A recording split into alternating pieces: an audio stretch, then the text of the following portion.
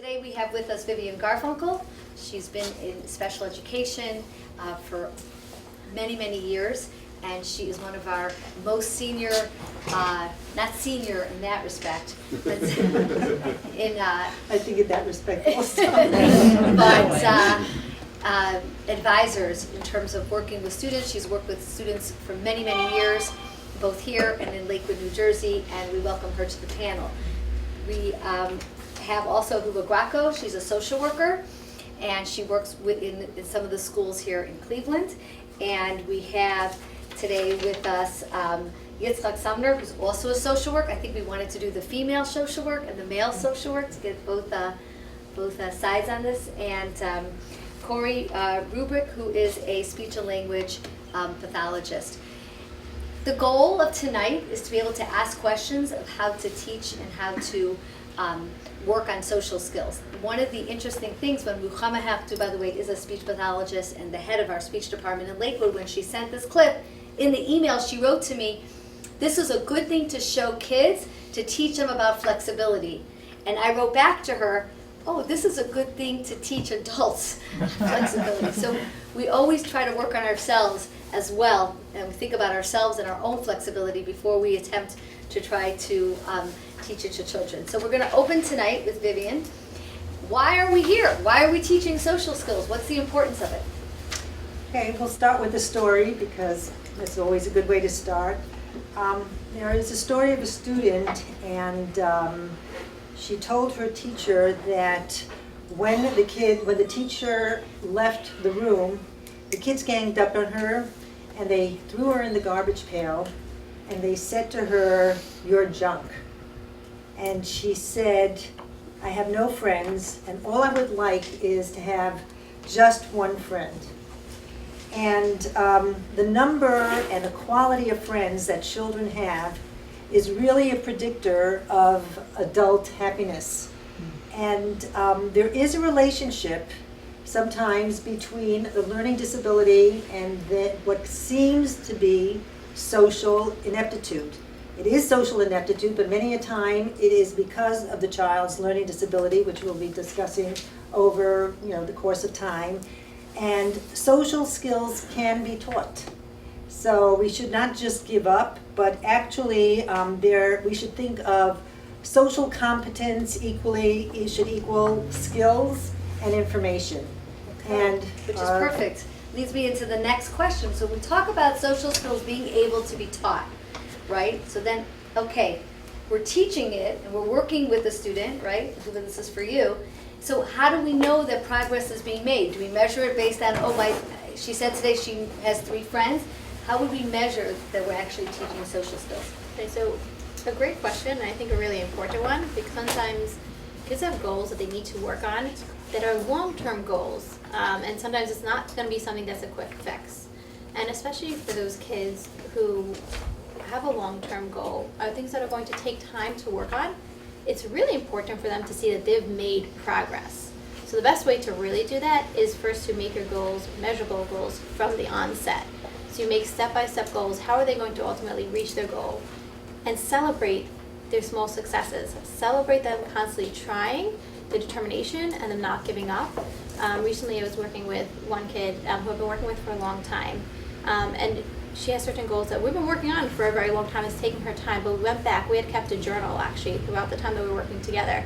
And I told her, turn back her journal, like 20 pages. And where were we at then? And look at all the things that she accomplished during that time. So it's really important to make the goals as measurable as you can, and then let them constantly see the success that they have been making. And celebrate them too. Right, so in the BCBA world that I live in, we would also say that you have to take the social skills, the big social skill of, let's say, making a friend, and you have to break it up into different behaviors. So does that mean looking at a person? Does that mean saying hello to a person? Does that mean initiating a conversation? Those are the precursor behaviors to having a friend and to keeping a friend. I can't be the only one talking. I have to be able to listen. So once we have the precursor behaviors, that's really breaking it up into baby steps. Then we could lead to the ultimate goal. And if we can see that we're making progress in the precursor behaviors, okay, The behaviors of I'm making eye contact. I'm saying hello before somebody else says hello to me. I'm learning how to shake a hand. Then we can all get to the ultimate goal. So you work a lot with teenage boys, right? And I wanted your perspective on social skills with adolescent males. I actually teach social skills primarily to younger children, not so much adolescents. Okay. But I totally agree that any goal that you're working towards is very important to have measurable goals. But more so, I would say it's important to highlight the benefits that they're having, not just the skill. In other words, there is a outcome that the child is working towards. They're not just working to make eye contact because they want to have eye contact. Right? There's a gain. Having friendships, having some kind of enhanced social life. So I would highlight the gain as opposed to the actual skill, so they see it, how this is helping me. I always tell parents and children that nobody takes a rented car for oil change, and the reason for that is because it's not your car and you're not invested in it. So it's important before we even begin, as part of getting the child on board, to identify what's in this for me and why am I doing this. So this is their goal and this is their project, and it's not just that's something he needs to do to make parents and teachers happy. Very good. Corey, there's the terminology of social skills and social thinking. First of all, can you define what they are, and are they the same? They're used interchangeable? Right, so in my discipline of speech pathology, I'm going to throw a wrinkle into the social thinking versus the social skills. The social skills is the surface and the behavior that we see a lot on IEPs and what we talk about in conversations. Did your son make eye contact? Did your daughter shake hands with her? Did they walk down the hallway the right way? The social thinking that I want you to understand comes before all of this. And the questions that we begin to ask are, am I walking in the right space? Am I going to collide into these people? Are they interested in speaking to me? Am I being shy and can I not connect with these people? So the social thinking aspect is sort of this deep structure that helps work on the social skills. So I don't know if that's clear. Right. So what would you do to help with the social thinking? So I'm going to probably use two names that are very helpful. One is Michelle Garcia Winter. She is the owner of Social Thinking with a capital T. So when we use it in the IEP social thinking, we're just talking about it conceptually, but her actual approach and her details and use of different therapy, that has to do with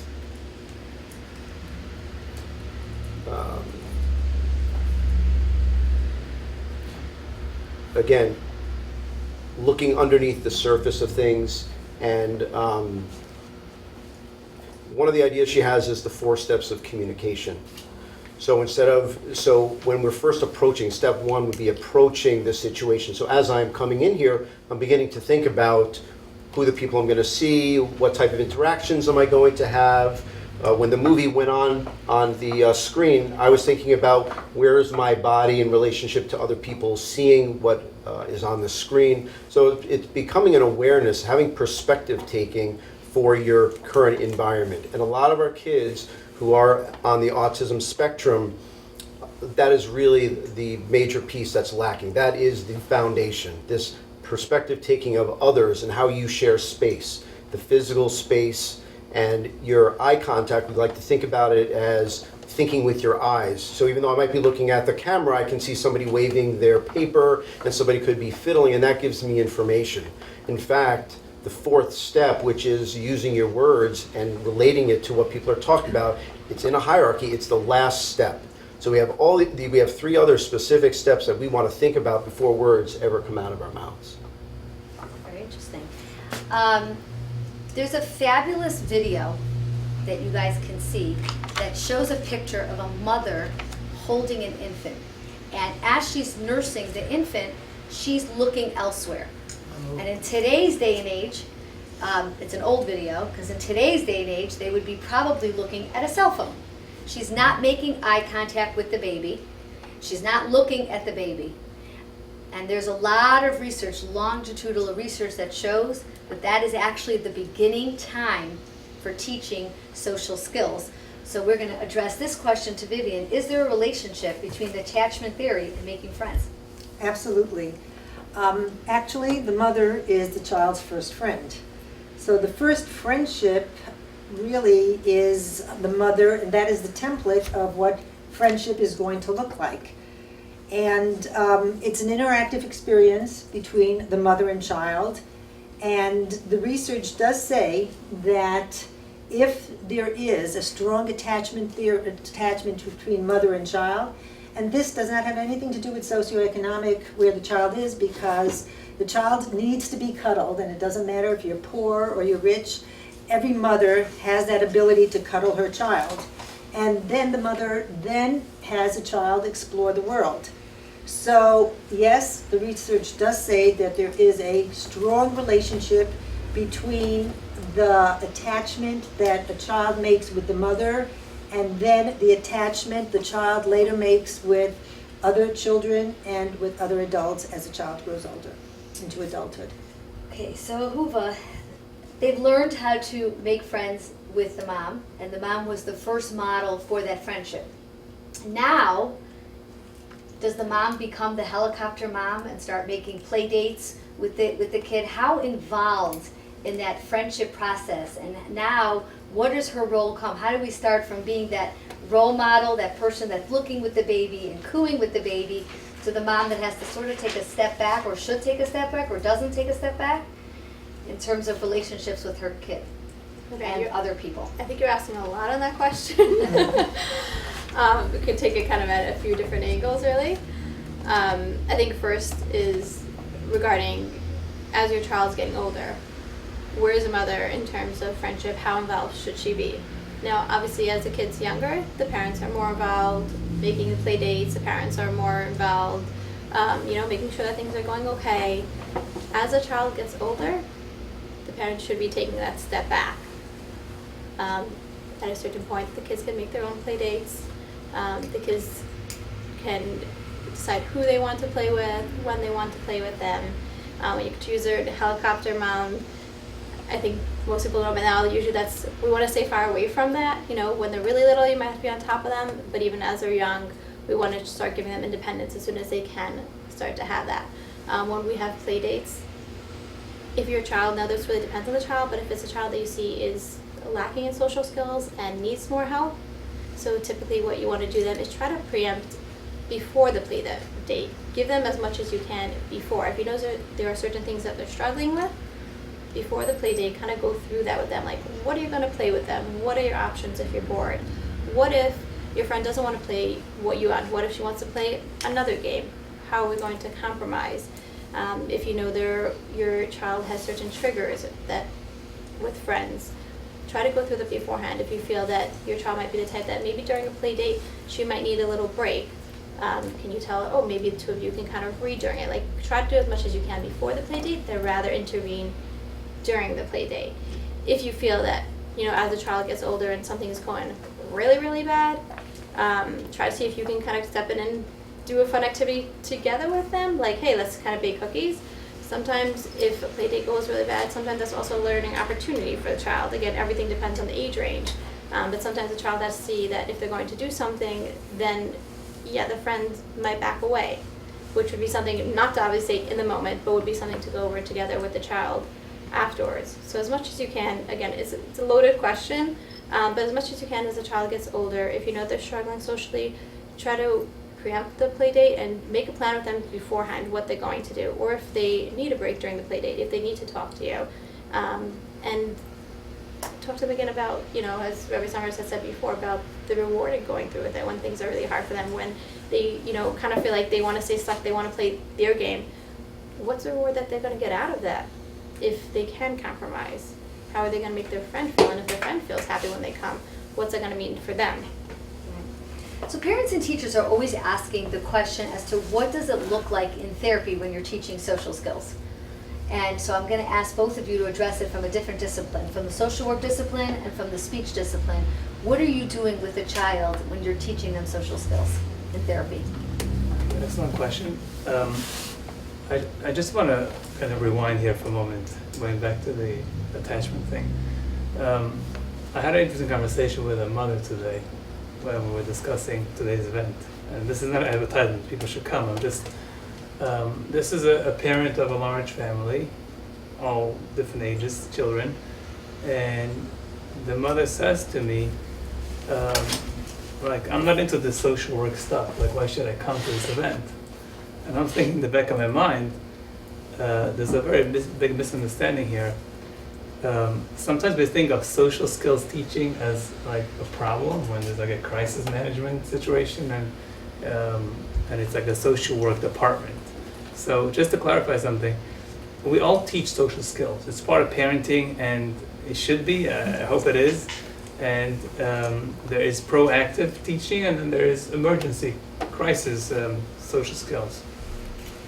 The thing to be mindful is that the proactive is so much more meaningful and effective than the emergency state because, number one, we all know there are windows of opportunity, right? There are different stages in development where children learn certain things, and it is way, way easier to teach those skills at the time when it should develop versus trying to catch up years later.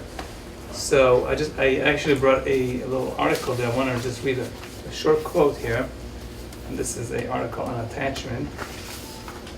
And I thought it was very eye-opening when I first saw it years ago. So this is in regards to windows of opportunity. It says, during the first 3 years of life, the human brain develops to 90% of adult size and puts in place the majority of systems and structures that will be responsible for all future emotional, behavioral, social, physiological functioning during the rest of our life. So I think that sometimes we just think of social skills as a later older children, elementary school. We should just realize for a moment that most of what's happening and the ideal time is actually earlier than later. Okay, so back to the question of teaching. Yeah, okay. Okay. You're 100% right. You should learn it as a part of what you're doing. But now, for whatever reason, the kid's been recommended to you because they haven't. What are you doing? So in the emergency mode, there are a couple of steps. There is a more structured way of doing it, and then there's a more casual way, and depending on the child, you'll take a different approach.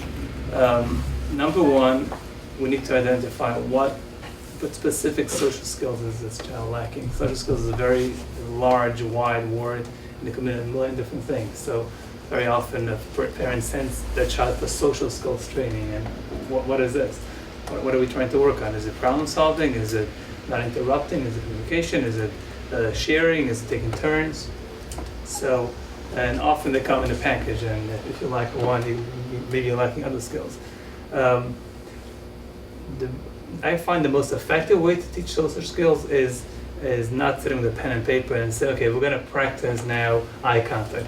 I take out some kind of game that, either a game that involves conversation and has questions and answers, a lot of interaction, or it could be some kind of game that is not so competitive, and maybe it's more like a team type of, we both win the game type of thing. And throughout the game, there's so much opportunity to practice many skills. So we can do eye contact, we can discuss rules of the game, we can discuss being a sore loser. And as we're going through the game, we are actually practicing hands-on skills. Now, of course, we need to, once we identify what skills we're going to be working on, and I ask parents and teachers and whoever made the referral to help me identify that by just having some observation, maybe for the next week, observe what seems to be the particular skills either the child is not doing or the negative skills that's being done. Once we have that in place, I would first introduce the skill to the child and just very shortly discuss what it's about, make sure they understand what it means to share. Once we got past that, we will then basically play the game, and I will model the skill during the game, and as well as allow the child to role play. Modeling is the biggest piece of Right. it, and then as the child begins to demonstrate that, there's a lot of praise and reinforcement that goes along with it. So I want to just bring up one thing that I thought was very important that you were saying that ties back to your original conversation. There is very little that we're doing in a therapeutic setting that cannot be replicated at home. None of these social skill games that we have in the therapy set now through Amazon can't be bought, you know? And the truth is you don't need to necessarily buy that game. You just really need to play games with your children. Because through playing games, whether it's Monopoly or whether it's Uno or any of those things, a lot of what we're talking about can be modeled from the parent, from a parent role as well, or older siblings. Would it look anything Okay. different in a speech? In a speech It's a session? loaded question. I'd like to go back for a minute, at least again from my from being a speech pathologist. Assessment is really important, and there is no formal standard test that measures social thinking and here's why. So there are certain tests, they're very good tests for specific discrete information. So I may have a test of problem solving, a test of problem solving, or a test of pragmatics, where you see a static picture of a scene, and now you are asked questions about this scene. And you may say who is involved and who might be upset and what are they thinking. That is good for students who are at a particular level of social thinking. But when you have somebody who's really sophisticated, whose general IQ is of average, above average, who's very strong linguistically, that's not going to cut the mustard. They will ace these tests, and they seem like they are great. If you don't go into enough depth, on the surface, they can carry themselves. They have the first 3 or 4 reciprocal background of conversation. They sound terrific. They even could look at you. But I've had cases where, as I begin to do more of a dynamic assessment and we're starting to play a game or asking questions that they're not interested in, I literally will take the lid of a box and I will continue to talk to him like this. This is a fantastic game. Oh, look, did you see this? They have no idea that I've now put something on my head. They've never thought to say, why do you have that on your head? It just doesn't come across. And so that type of thinking is really eye-opening.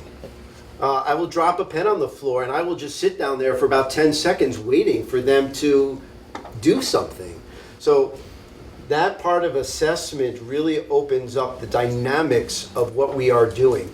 It takes us milliseconds to make judgments, to know who we want to talk to, what the social context is, who's more important, where should I stand. These are happening in milliseconds for neurotypical people, neurotypical peers, and they're always at a disadvantage. So having said that, if I'll take a shot at giving an example of therapy. So therapy really looks nice to me when it's really messy.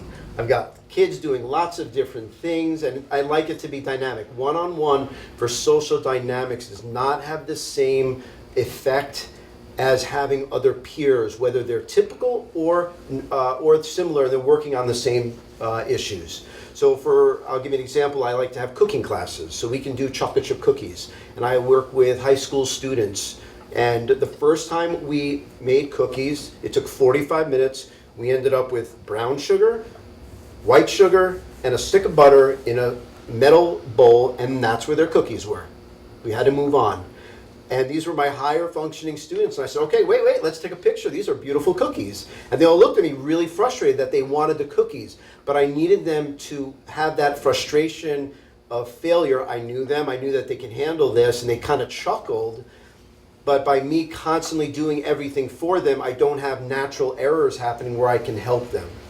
Okay, so that's sort of the end process. In the beginning of it, I'm working on giving them visual information. I'm either giving them the recipe with the words, or I'm actually having pictures, or I actually have the objects. So recently, I've created a linear system on the table. So they have the butter is in front because they have to melt it. Then they have the eggs and the sugar, and then the baking soda and the flour, all the way to the chocolate chips at the end. And of course, I've got some kids who are moseying around the chocolate chips because they just can't wait to get onto the chocolate chips. They don't need flour. They could care less if there's vanilla extract, right? They want the chocolate chips.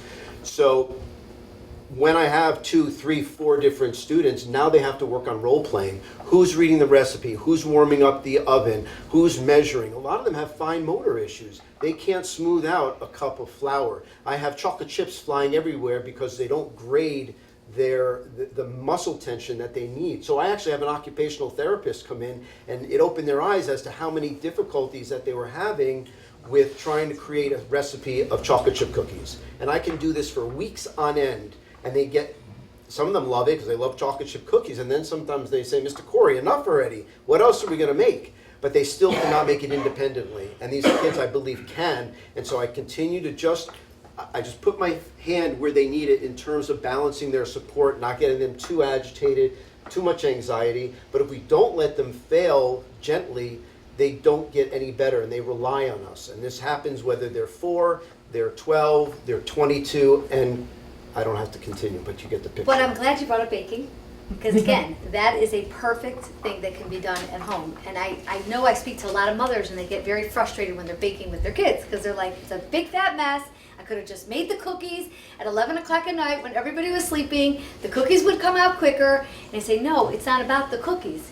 It's about the process of going through it until you get to that perfect cookie. So I urge moms and dads to really do baking with their kids, because it's okay. It's okay if it doesn't come out perfect. It's okay if it doesn't even taste good. The failure of not making those first couple batches not come out right will help and teach them how to communicate and how to get it better the next time. Can I add one more thing Sure. to this? So then the layer of like the more speechy stuff becomes that I have this group together and say, what worked well? What didn't work well? And now they have to reflect on their own behavior and others. And so now I'm shaping that language. Instead of saying, well, so-and-so didn't pour the flour the way we told them to, I said, let's back up. How else can we say that? And if they can't say it, then I will model and script that language so it comes out in a nice way. And then I go back to that social thinking, which is, how do you think so-and-so thought when you said it the second time rather than the first time? He really appreciates it when you can say it nicely. Terrific. Okay, let's move on. Okay, so this actually leads into the last question, and then we're going to go to questions from the audience, which is, we talked about the pre, right? We want to teach these skills when it's not a total crisis, when we're not having meltdowns. But now we had that meltdown, or we had that social skills session where we didn't make friends, or now we're in a little bit of a crisis. We have a crying child. We have 2 miserable friends that are hating each other. We have somebody who stormed out. Vivian, I want you to open it up with what a social autopsy looks like, when you, and not necessarily in the moment, but the next day, how you can break it up. And then I would ask the rest of the panel to comment on what are some of the techniques you can use in an emergency social skills situation. Okay, so social autopsy happens after the fact, just like an autopsy. And for example, if 2 people are dorming, and you have that in a yeshiva situation, or you have that in a camp situation, and one child comes over to the counselor and says, he doesn't want to be my friend anymore, he's not going to lend me anything because I took his toothpaste. So he goes, okay, let's go back and let's see what happened beforehand. What was it that he didn't like about you taking your toothpaste? He goes, well, I didn't put the cover on the toothpaste afterwards, and so then I left a big mess on the sink. So you go back and you say, all right, it isn't that he didn't want to lend you the toothpaste. What really happened is that you didn't put on the cover and you didn't take care of the toothpaste. And what can we do afterwards? He's your friend, he wants to lend you the toothpaste. What can you do? Okay, next time I'll put the cover, the cap on the toothpaste, and so on. So what actually happened here was, it wasn't that he misunderstood, he doesn't want to be my friend because I borrowed the toothpaste from him and I didn't return it. No, we break it down, we autopsy, where is the breaking point and how could we correct it? And then his dignity was returned. Oh, all I have to do is put the cap on and return the toothpaste, and that was the issue. And I do want to mention one other thing that sometimes we don't take into account is that, and I mentioned it because we watched the video and it was hard to hear. However, I think you all got the gist of the video because what you picked up on were the gestures, what the two people were making. And we call that kinesics. And kids with learning disabilities not only have issues in language or the inability to express themselves, but we call it paralinguistic deficits for the children, and they're nonverbal deficits. And one of them is the inability for a child to pick up on the gestures that someone else is making. And when they don't pick up on the gestures, they don't recognize, for example, a teacher stands near the student because the student is playing with his phone, and he's standing there and tapping his his feet and so on, and he'll say afterwards, "How many times did I tell you not to have your phone in class?" Now, we didn't tell him anything, but normally we can pick up on the gestures. And as an aside, it was just interesting that we're coming up now to debates and presidential elections. George Bush lost his debate from the TV audience because during the debate he kept on looking at his watch. And people picked up on it and said, well, if it's not that important for him to pay attention to what the other person is saying, then it's not that important for me to vote for you. When they polled the radio, he won on the radio because they did not see his poor kinesics. So when we talk about working with these kids and doing autopsies, you have to actually teach kids how to recognize gestures. And one of the ways is taking a film like this and having them watch it. Used to be you can watch a soap opera, but you can't do that anymore. But watching a film and having them pick up on the gestures that they're making. And we're not going to go into all of them because of the time, but an interesting thing here, because they didn't even respect each other's social space, and that's why they got into trouble. One person wanted to move this way and the other one wanted to do that.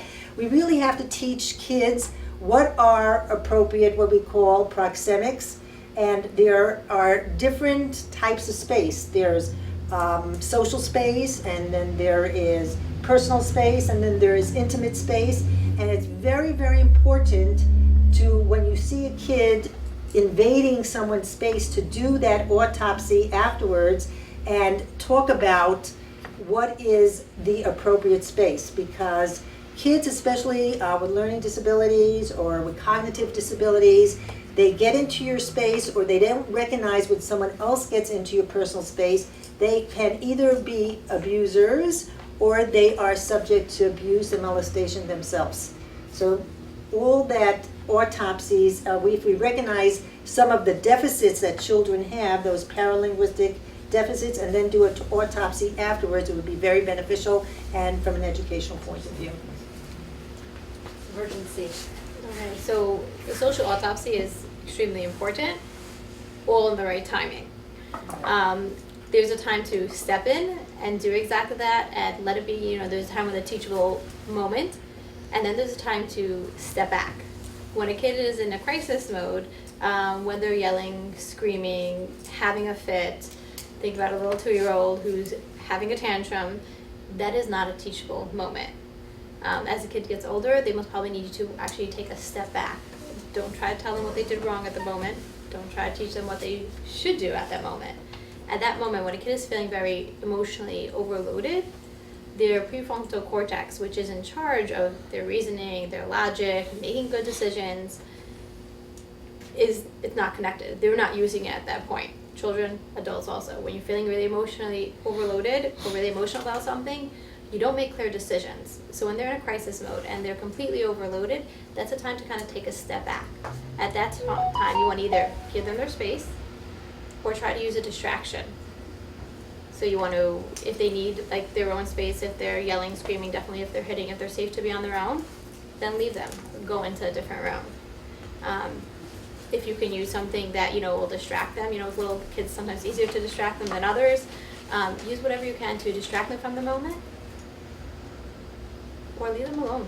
It's okay for them to kind of be left alone when they're yelling and screaming. Nothing's going to happen. Let them kind of calm down on their own.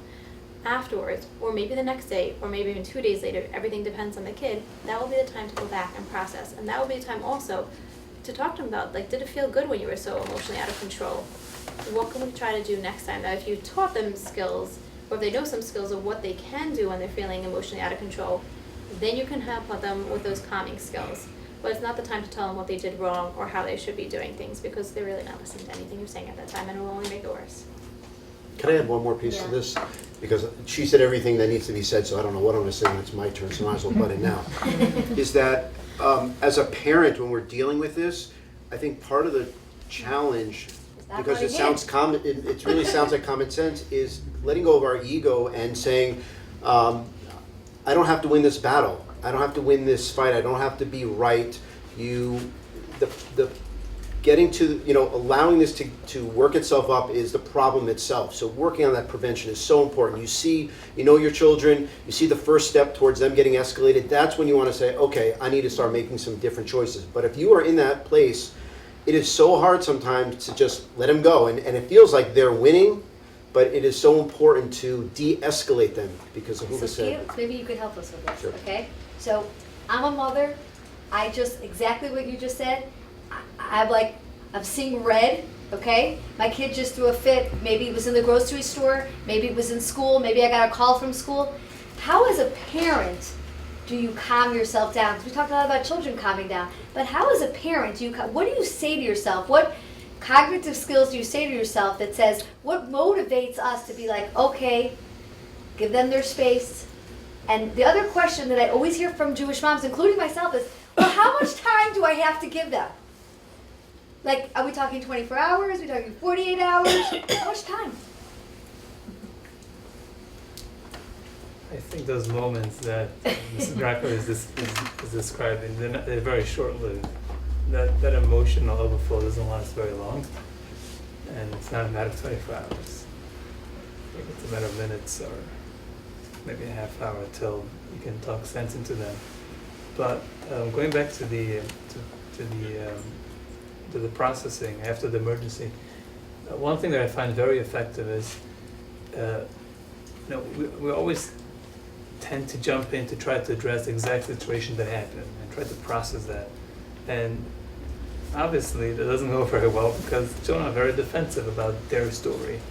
I think a very good tool to use, and this is what I do in therapy, is let's just bring an entirely different scenario that has something in common to the situation, two different boys, and you make a very nice elaborate story out of it, and the child gets really into it, and now they can hear it because it's not them, and they're not even aware till the end of the story that this has something to do with them, and then you ask for their perspective, and then they can think clearly because it's not a personal decision, and then you go back to, so how does that fit? And you just told me so and so, right? And how does that fit to your story? So I find it to be more effective. One thing that I use often, and I think it's just a good tool to have, when we talk about a situation where it was my fault, your fault, who caused the problem. So children tend to think in very black and white terms. Either he caused the problem or I caused the problem. So what I do, I take out a piece of paper and we draw out a pizza pie, and I say, let's think about who may have any part or responsibility in what happened. Who do you think is involved in the story? Let's start with that, right? And we just got the names down. And then I say, okay, let's give slices to all the different people, and how big of a slice do you think so and so should get? And then they begin to break down the concept of there may be more than one person responsible for the story. And even if I have a small piece in the pie, I still have a piece, and then they can identify their piece, as opposed to, well, it was his fault or my fault, and whoever's fault it is more, it has to be their fault. And now, maybe it's 75% that person's, but let's just acknowledge my piece too. So it just makes it easier for them to see their piece, even if it's a smaller piece. Fitting your mother of 9 children. So before I go to the audience, I'm going to go back to my question as a mother when you're totally frustrated. And I'm going to ask, what as a mother is a technique that you could possibly do to calm yourself down so that you don't over-escalate the situation? Go to your room, close the door. Walk out. Walk out. Right. Can I give a Yeah. little on there? Yeah. And this was actually, That doesn't mean I did that. so I actually heard this Retrospect. from a friend of mine who, for her, I'll tell you why in a moment, it didn't work out so well the first time she tried it. But overall, and going along really Right. what you're saying, she had said that, when her kids were little, very little, one of the things she tried to do was she actually tried to tell them, like, Mommy's upset right now, or Mommy's frustrated, so I need a timeout. Kind of trying to teach them a skill there. For her, first I will say, it didn't work out very well because her kids didn't really care less and opened up the fridge and spilled milk, orange juice, and everything else after the first time she tried that and realized that wasn't good. But in general, it actually is, I've firsthand actually tried it with some of my kids. Not that they're not old enough to watch us or see it. But sometimes when they are kind of really frustrated, those moments for them might last really short. But for moms, it kind of could take an hour or two to kind of get over all that stress. And sometimes it's going and taking a breather. Like, if they're okay, they're old enough to be left on their own, it's okay for them to hear, like, I'm feeling a little bit overwhelmed right now, or I'm feeling a little bit frustrated, so I just need a little bit of a time out. Or I need to kind of take a little bit of a break, which is teaching them a very important skill. And teaching them that, and it's really good for you to kind of get away for a couple of minutes. Obviously, as long as they're safe and everything's good, usually nothing's going to happen if you walk away for those 2 minutes. Do whatever you need to in your room. And then you can come down, put that smile on your face. Even if it's a fake smile, it has kind of an effect on our mood. And come down refreshed so you could be there for your kids. Because when you're frustrated, they might be over it. But if you're still ticking inside, the evening is likely to go worse then. I do have one thing that did work. Okay, I was once going to give a workshop, and my kid was little, he was in the tub, and I go upstairs, and I'm in a rush, of course, and there's water all over. So my first thing was to yell at him and scream and say, I'm going to be late, and see what you did, and so on. But the topic of the workshop that day, one of them was iMessages. So I said, so let me try it at least, instead of hitting the kid with the book, let me actually use the book. So I did say, I am upset when this is how an iMessage works. I am upset when you make a flood because now I'm going to be late. So let's get out of the tub and we'll clean it up together. He looked at me like, oh my gosh, this lady, and it really worked. To diffuse the situation, iMessages really are very, very effective. So that would be another technique that I used once in a while. Okay, so we're now going to open it up to you guys to ask questions, and you'll hear me repeat the question, and that's because it's being taped. Go ahead. Okay, I have a question for all the women on this panel. Where were your husbands during this time? See, I also was lucky. So, hold on one second. But I'm going to You gave reframe them it. that question. I'm going to reframe that. What role do fathers play in the raising of children and social skills? Great. My husband just has to tell them something. There's no debate. He has a certain presence. Where was he and, with the bathtub scene? Where was he in the bathtub scene? well, he didn't bathe the kids, but he was a very, right. But he babysat Okay. afterwards. He was a very No, hands-on men don't father. babysit. It's Right. their children. Yeah. They don't babysit. Do No, you he have did anything to babysit. say about men and fathers It's and not their called role that. of teaching social skills, Okay. anger management? Thankfully, I will say I definitely have a very hands-on husband who who will definitely help out with all of that. Who's a social worker also, so goes very well for me. But I think they're hands-on. Kids need their fathers just as much as they need their mothers. Okay, so it shouldn't have been addressed just to the mothers. Right. I would just bring that up. Anybody, They but need you their still get your fathers gifts. just as much Go as they need ahead. their mothers. I'd like to ask Mr. Corey, you were talking about Michelle Garcia, how do you spell her last name? Winner. Winner, okay. Nice. And what were steps 2 and 3? Step 2 is a physical presence. Okay. So as I'm walking into the room, I'm thinking about what's happening in the room. So the next part is where am I putting my physical body, and how relaxed is it? Am I walking like a soldier, or am I relaxed? Are my shoulders back? Is my chest out? Is my head up? Not necessarily the eye contact, but you're scanning and you're looking at, oh, there's drinks and refreshments, and there's my friend over there. I'm going to walk over there, not too fast, not too slow. That's the physical, the proxemics that you spoke about. And then step 3 is using your eyes. So I included that. So as I'm walking and as I'm thinking and planning of where my body's going to be, now I'm investigating using my eyes. Who's grabbing the cantaloupe? Oh, that looks like really good cantaloupe. I think I'm going to get the same thing. Just using your eyes to take in the environment, to add to your social thinking and the social environment. And I think the one underlying theme about the social thinking that Michelle Garcia Winter has brought to life is we're trying to teach them to be mensch. And what does that mean? It means that I'm trying to make other people comfortable with me around. So I am doing things that are making you comfortable while we're sharing space. Okay, any other questions? Thank you. Okay. So I'm gonna ask a question that I always think about, that I hear a lot. You know, are we noticing social skills more these days? Or is there truly a lack of something going on? Maybe it's based on technology, maybe we're not doing as parents what we need to be doing, but it seems that when I go visit schools, probably the number one discussion is about training and doing social skills. So in your experience, do you feel like there could be something more that we could be addressing to both parents and teachers that would maybe aid our work so that we don't have so many kids coming into therapy for social skills? I'll pass it on to the esteemed panel. I think I'm gonna go on first the relationship that the parents have with the kids as really number one. In a class that I was talking about technology with the kids, and when we come up or we talk about nonverbal communication, I get so many kids, every single class we bring it up. Well, my mother doesn't look at me, my mother's on her phone, why would I look at her? Like when it kind of comes to eye contact, well, they're not really paying attention to me. So these kind of comments are constantly being thrown out. I think there's always a question of, do we notice things more now, or was it always around? I'm not old enough to know all that just yet. Yeah, But I think it goes. I will address something. You know, we talk about parents, and we're always talking about parents, but you know, there's a lot of grandparents right here in our live audience, and I hope that we'll have more grandparents that are watching it.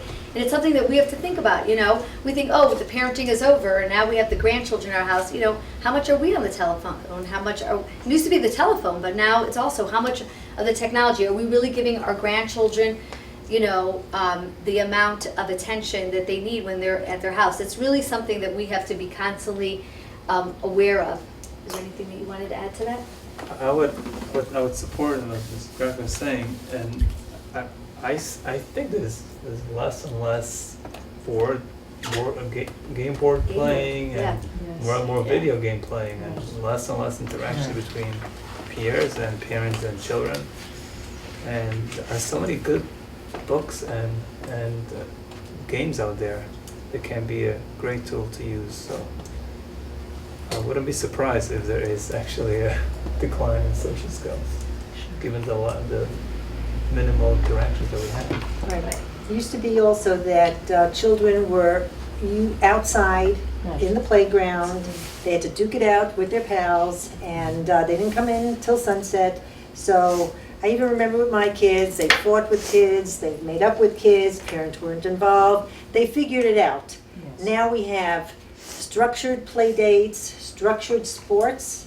Also, these kids, especially kids with learning disabilities, should not be in competitive sports. They should be in swimming, they should be in bowling, where they don't have to have those dramas of a structured sport. Everything is so programmed today, and that's where some of the problems arise with many of the kids who have the deficits that they're talking about. From my point of view, we're not saying that there's more social difficulties. We're recognizing that children with learning disabilities especially have a lot of deficits which manifest itself into social skills. Let's end on a positive note. We have parents and teachers and principals that are. I'm going to answer your. Take your question in a minute. That are saying, you know what? We recognize this. We realize that we want to make a change. You know, and we really do want to do that. Why is it so valuable? What is the difference between a kid who's able to be flexible versus a kid who's not? A kid who's able to shake a person's hand versus a kid who's not? A kid who's, the way you term it, is allowed to have intraverbal conversations. What's the motivating factor that we can tell the people that are watching this of the importance of playing board games? What is the outcome that we're really ultimately looking for? I'll answer that. Yeah.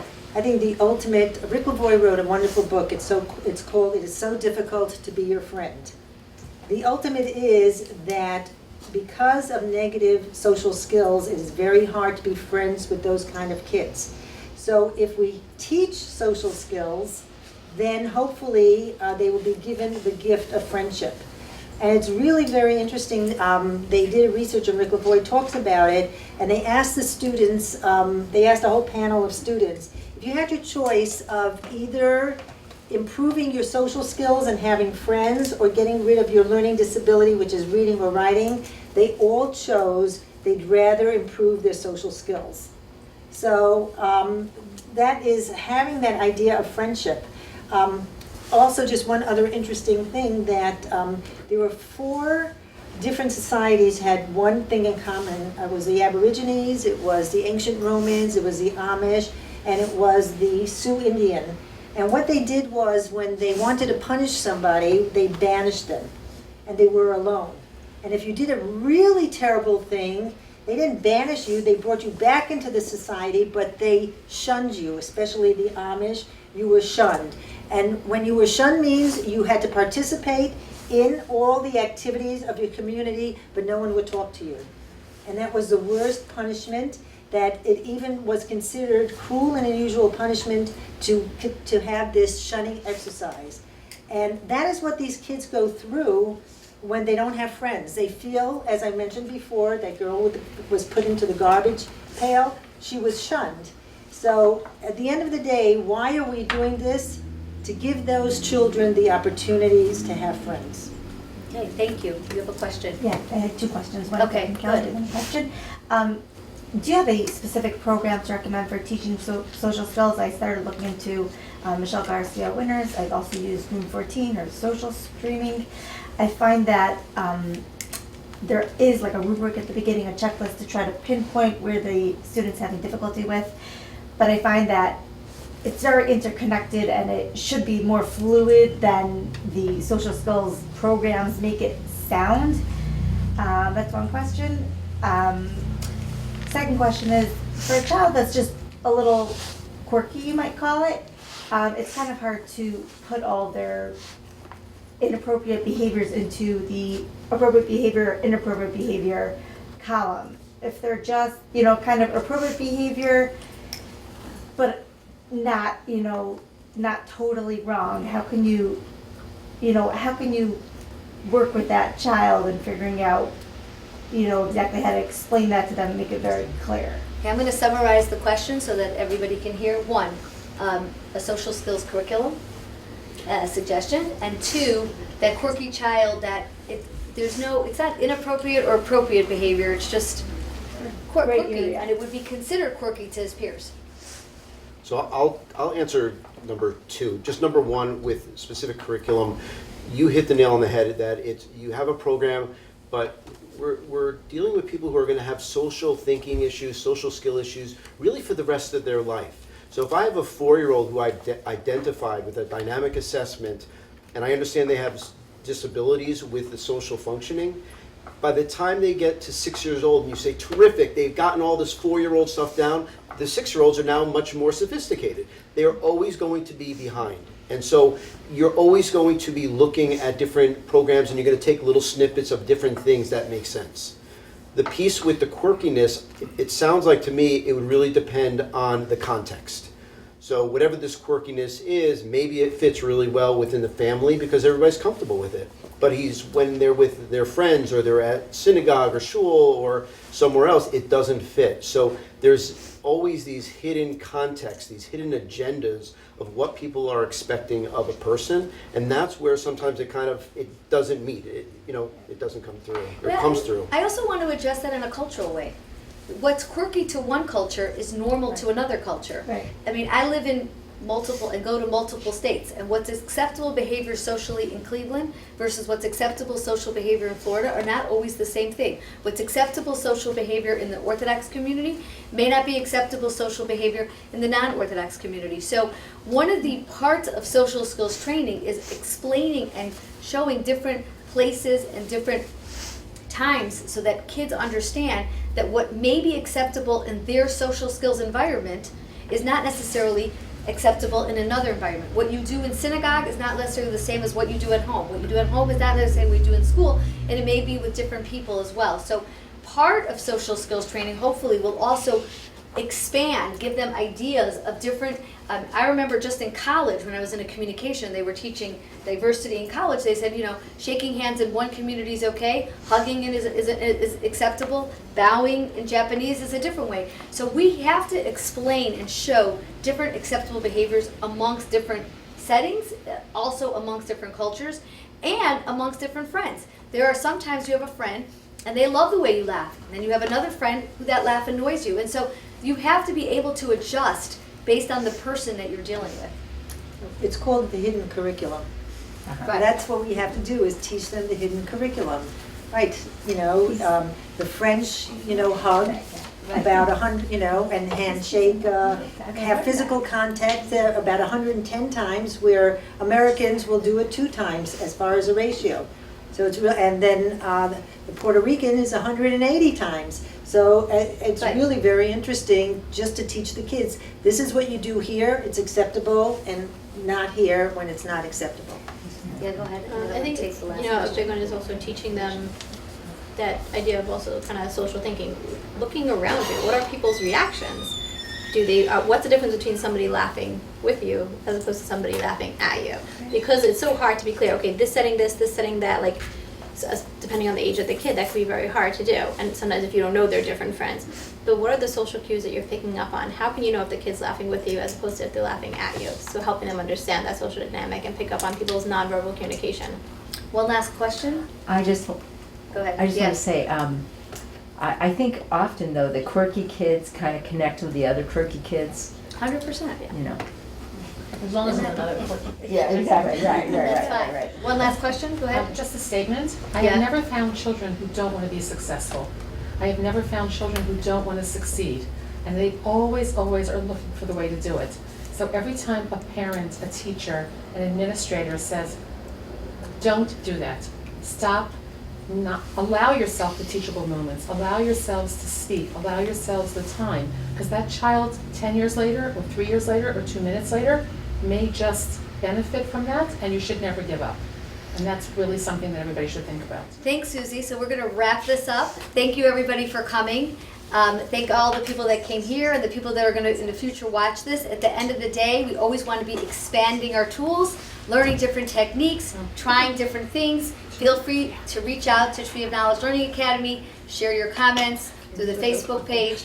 Let us know different techniques that you've used that have worked so that we can share it amongst our educational community. Thank you. super. Thank you. you.